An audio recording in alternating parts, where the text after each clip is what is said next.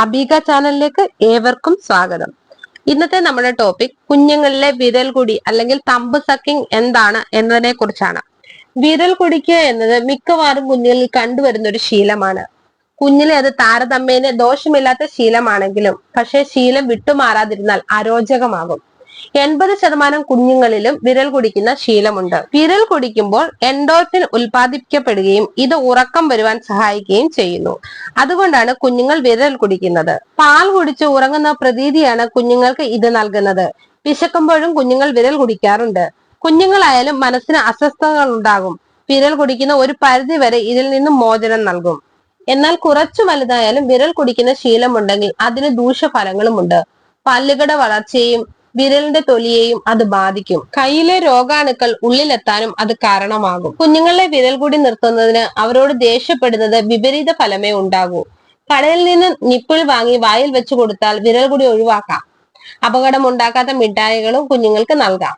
കളിപ്പാട്ടങ്ങൾ നൽകിയോ പാട്ടുകൾ കേൾപ്പിച്ചോ ശ്രദ്ധ തിരിച്ചുവിടാം. അച്ഛനമ്മമാരുടെ സാമീപ്യം കുഞ്ഞുങ്ങൾക്ക് കൂടുതൽ സന്തോഷം നൽകും. അതുകൊണ്ട് കഴിവതും കുഞ്ഞുങ്ങളുടെ കൂടെ ചെലവഴിക്കാൻ സമയം കണ്ടെത്തണം. അവരുടെ കൂടെ കളിക്കുവാനും ഇഷ്ടമുള്ള കളിപ്പാട്ടങ്ങൾ നൽകുവാനും ശ്രദ്ധിക്കണം. കുഞ്ഞൊറ്റയ്ക്കാണെങ്കിൽ വെറുതെ ഇരിക്കാതെ എന്തെങ്കിലും ചെയ്തുകൊണ്ടിരിക്കാനുള്ള സാഹചര്യം ഉണ്ടാക്കണം. ഇത് കുഞ്ഞിന്റെ ശ്രദ്ധ തിരിച്ചുവിടും.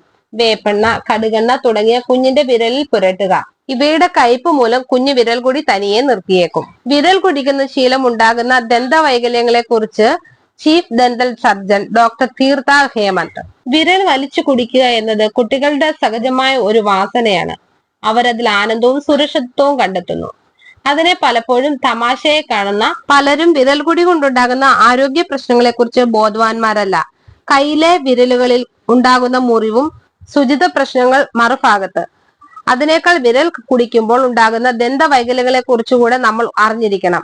വിരൽ കുടിക്കുന്ന ശീലം, തമ്പ് സക്കിംഗ് ഹാബിറ്റ്, അത്ര നിസ്സാരമായി തള്ളേണ്ടതല്ല എന്ന് സൂചിപ്പിക്കുകയാണ് ചീഫ് ഡെന്റൽ സർജനായ ഡോക്ടർ തീർത്ഥ ഹേമന്ത്.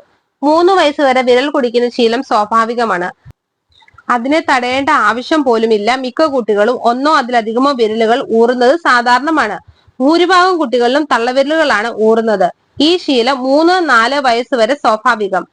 ഇത് പിന്നീടും അനുസൃതമായി തുടർന്ന പല്ലിന്റെ ക്രമീകരണത്തെയും വായുടെ ശരിയായ വളർച്ചയെയും ബാധിക്കും. കുട്ടികളുടെ മുൻവരി പല്ലുകൾക്ക് തള്ളൽ, പല്ലുകൾക്കിടയിൽ വിടവ്, ഉച്ചാരണ ശുദ്ധിക്കുറവ്, വായ അടയ്ക്കുമ്പോൾ താഴെ നിരയിലും മുകളിലത്തെ നിരയിലും പല്ലുകൾ കടിച്ചു പിടിക്കാൻ കഴിയാതാകൽ തുടങ്ങിയവ കണ്ടുവരുന്നു.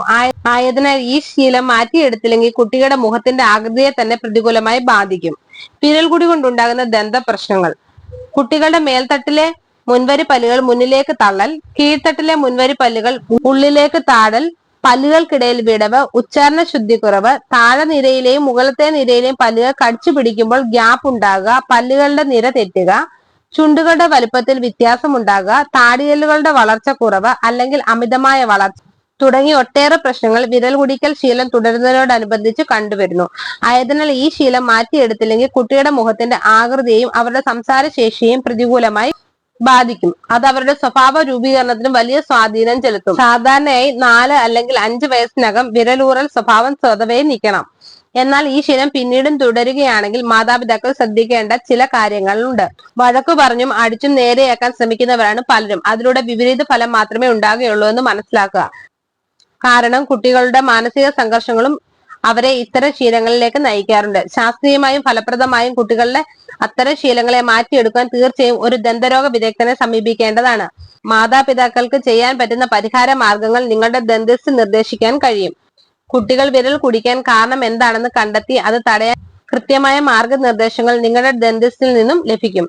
6 വയസ്സും 6 വയസ്സിന് മുകളിലും ഈ ശീലം തുടരുകയാണെങ്കിൽ ചില പ്രത്യേക ഉപകരണങ്ങൾ ഉപയോഗിച്ചുകൊണ്ടുള്ള ചികിത്സാ രീതികൾ അവലംബിക്കേണ്ടി വരും. ടങ്ക് ക്രിബ് എന്ന് പറയുന്ന ഉപകരണം അത്തരത്തിലുള്ള ഒന്നാണ്. കുട്ടിയുടെ വായുടെ അളവിനനുസരിച്ച് അത് യോജിപ്പിക്കുന്ന രീതിയിലുള്ള ഈ ഉപകരണം തയ്യാറാക്കി വായ്ക്കുള്ളിൽ ഘടിപ്പിക്കുന്നതാണ്.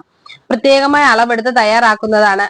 അതുകൊണ്ട് വേദനയും മറ്റ് അസ്വസ്ഥതകളും ഒന്നും പേടിക്കേണ്ട ആവശ്യവുമില്ല. ഇത് ഘടിപ്പിച്ചു കഴിഞ്ഞാൽ വിരൽ വായിൽ വെക്കുമ്പോൾ അത് അണ്ണാക്കിൽ തട്ടുകയും തടയപ്പെടുകയും വിരൽ കുടിക്കുന്നതിലൂടെ കുട്ടിക്ക് ലഭിക്കുന്ന സംതൃപ്തി കിട്ടാതെ വരികയും ചെയ്യുന്നു.